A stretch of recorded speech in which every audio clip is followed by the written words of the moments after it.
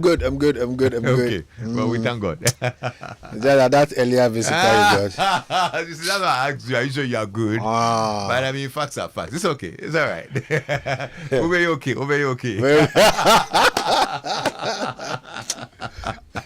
I was be your liver. Be your but they are channel. And yes, Anka. Fire. Funny, different lens. But it's good. It's good. We do this old school, like going back. Alumni reunion. It's great.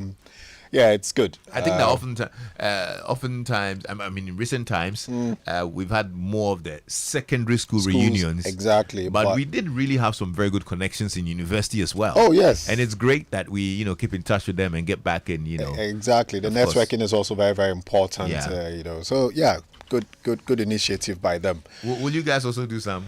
Or you guys? Yeah, you see what you. Yeah, the daddy. Oh, sir. Mates from a medical school. Yeah, do you know where they are? But the pink sheets in the bro.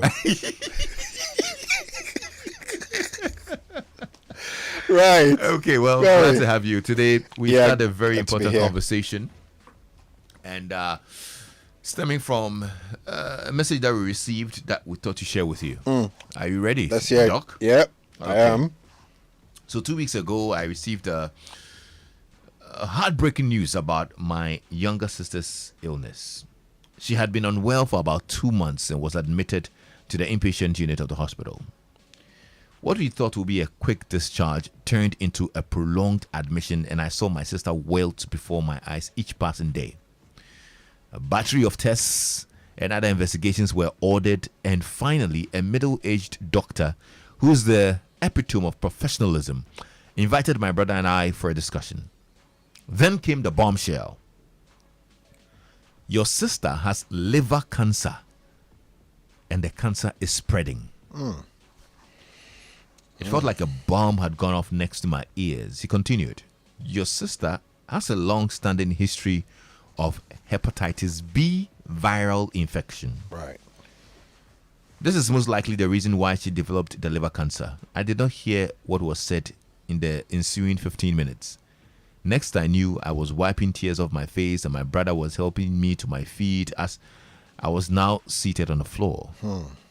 Lexis, correct me here, but I believe I have heard Ochami Kwame talk about hepatitis B vaccination, but nobody mentioned it can cause cancer and take a life in such a horrific manner. The doctor later advised us on palliative care, and we took our sister home. She died a week later.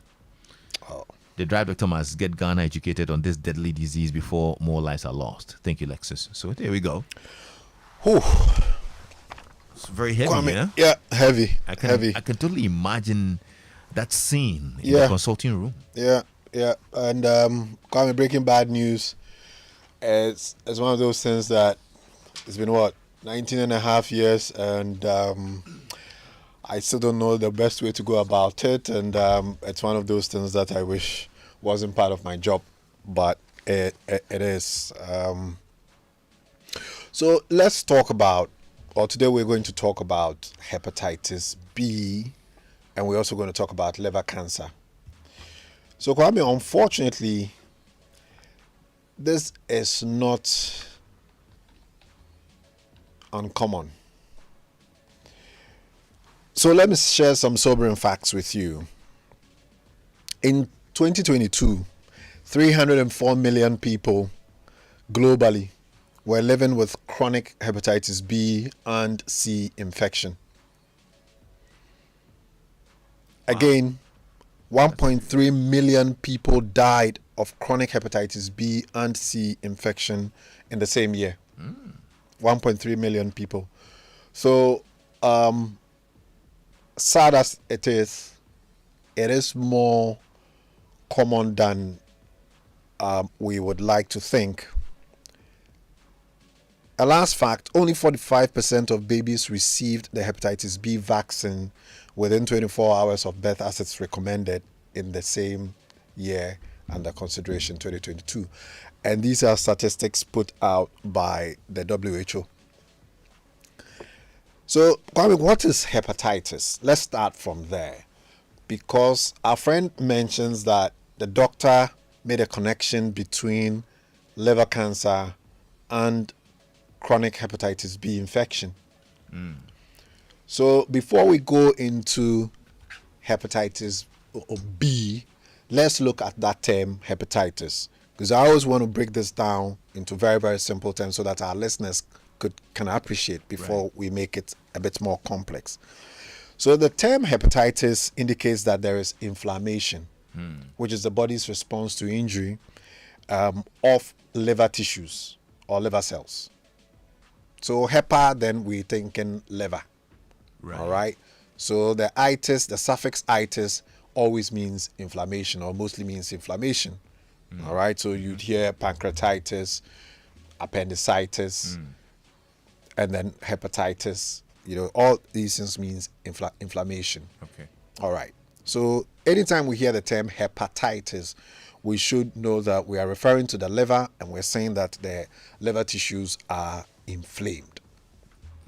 There are many causes of this inflammation, of which the most common are viral infections, medicines or drugs, and then toxins or poisonous substances. And Kwame, I always say that the most common and the most widely abused toxin is alcohol. So when sometimes people call it alcoholic beverage, Kwame, at the end of your beverage, beverage is what Mirabel has been drinking in the morning. You know, that's what's beverage. So it's not a beverage. No, it's a toxin. It's toxic to your body. You know, so this year I've been very quiet on the alcohol brigade, but when I entered, I saw Philip. So me who na check a crack. Brand ambassador.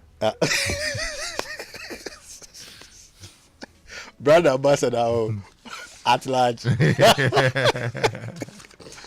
So these are the three commonest causes of hepatitis. That when we mostly see hepatitis, there are viral causes, there are medicines or drugs in general, and then you have toxins, of which the commonest is alcohol. So when we talk about viral causes, mostly we talk about the hepatitis viruses. Okay. And Kwame, it's very simple. We use the alphabet. So there's hepatitis A virus, hepatitis B virus, hepatitis C virus, D virus, E virus. All right. So it goes all the way to it goes all the way. All right. But mostly we are going to hear about, or we're going to talk about hepatitis B and C. All right. These are the ones that are very deadly. The B and C. The B and C. They both have a tendency to be chronic, meaning long lasting. The features last for more than 6 months. Okay. The other less encountered causes of hepatitis, something we call autoimmune hepatitis. Anytime we hear about that word immune, it refers to the immune system. When we say auto, it means self. So sometimes, unfortunately, our immune system, which works mainly on a recognition system, you know, so that when anything that is foreign to your body enters your body, it recognizes it as foreign and then deals with it. But unfortunately, sometimes your immune system fails to recognize parts of its own self, or recognizes it as foreign and then attacks it. So it can do that to the liver. Then we also have blood vessel related hepatitis, what we call the vascular hepatitis. Then we also have cancer or cancers as the cause of hepatitis. There are also what we call metabolic or genetic causes of hepatitis. And then lastly, worms as a group. I mean, worms here as a group can also be the reason why one has hepatitis. So Kwame, we need to be very clear that when we use the word hepatitis, you need to further explain, or you need to further classify it and say whether it's a viral hepatitis. But even with the viruses, beyond the hepatitis viruses, there are other viruses. There's something we call Epstein-Barr virus, cytomegalovirus, CMV, EBV. There are other viruses, but they're not common. What we are going to talk about, and again, there's a worldwide movement led by the WHO. So I think July 28th is always World Hepatitis Day. World Hepatitis Day, to draw attention to the scourge of this particular disease. Your liver is a very, very important organ. Kwame has over 100 different functions it performs. It is a very robust organ as well. Typical 4x4 proper, like pickup, 4x4 off-road vehicle, if it comes to the organs. The brain, I always say, is your typical, Mercedes-Benz S-Class. Always, you can only drive it on the, N1 or something, but this is the liver, very, very robust. That's the biggest organ in the body, isn't it? Yeah, the biggest solid organ. All right. The biggest organ in terms of surface area is the skin. Yeah. But in terms of the body? Yes, in the body, you're absolutely right. And then that's the liver, So it's very, very robust and performs a lot of functions. Kwame, anytime these viruses or hepatitis B virus, it enters your body, your body's immune system, that is people who are immunocompetent, will mount a certain response by producing antibodies to go and fight off these viruses. In 90% of all the cases, they win. And you just decimate the virus, clear it from your body. So you get an acute illness. There's a prodrome of low-grade fever, runny nose, body aches, and then, you start to get well because your immune system has kicked into full gear. So the virus is cleared from your body. But this unfortunately happens only in 90% and not 100% of cases. There's a small number of human beings the immune system is not able to clear the virus completely, but it will do enough to get you back on your feet. But the virus is still there and present. And therefore, 6 months after you have recuperated, we check again, and there's biochemical evidence and there's clinical evidence of hepatitis B infection. That is when your doctor would apply the term chronic to the hepatitis B infection. So you either have an acute infection, you win, or you have an acute infection, you recover, but you don't clear the virus and it stays on for more than 6 months, and then we would say chronic. Now, the organism or this virus makes its home in the liver. And because it is foreign, there is that inflammatory response to its presence, because your liver doesn't know it. And once there's that inflammatory response, anytime you have a wound on your skin, it heals, but it leaves you with a scar, right? Mm-hmm. So anytime you have this continuing inflammation going on within the liver cells, it produces scarring. The liver is then badly scarred. So 1 scar, 2 scars, 3 scars, so the whole liver tissue is replaced with scar tissue. The cells that are not completely taken over by the scar are disrupted to a point where they lose their normal function. The remaining cells also try to regenerate and try and sort of like compensate for the losses that have been suffered in other areas. So there's regeneration, attempts at regeneration, and you begin to form these nodules, little mounds, and the whole liver architecture is destroyed.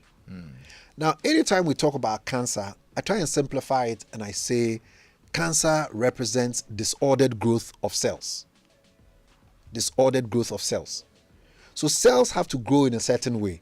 They are all defined. Hair cell is different from skin cell, it's different from nails cells, it's different from kidney cells, but they have a certain order to the way they behave, the way they grow, and even the way they die. There's something we call programmed cell death, all right?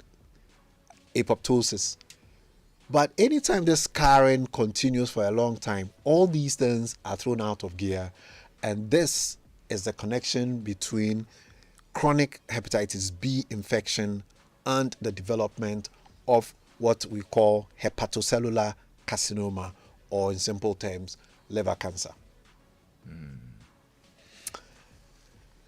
It's estimated that over half of all liver cancers worldwide are attributed to viral infections, with hepatitis B alone accounting for about 15% of liver cancer cases in the United States. For example, I'm sure in countries such as RN, where the burden of hepatitis B is relatively more, then it may even be a bigger percentage.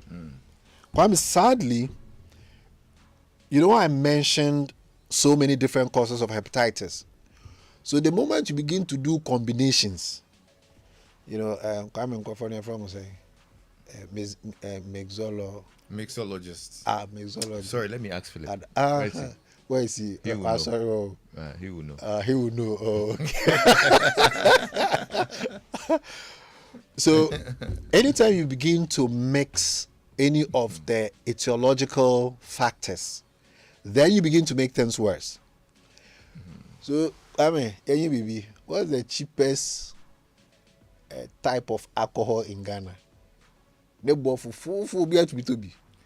Is this a trick question?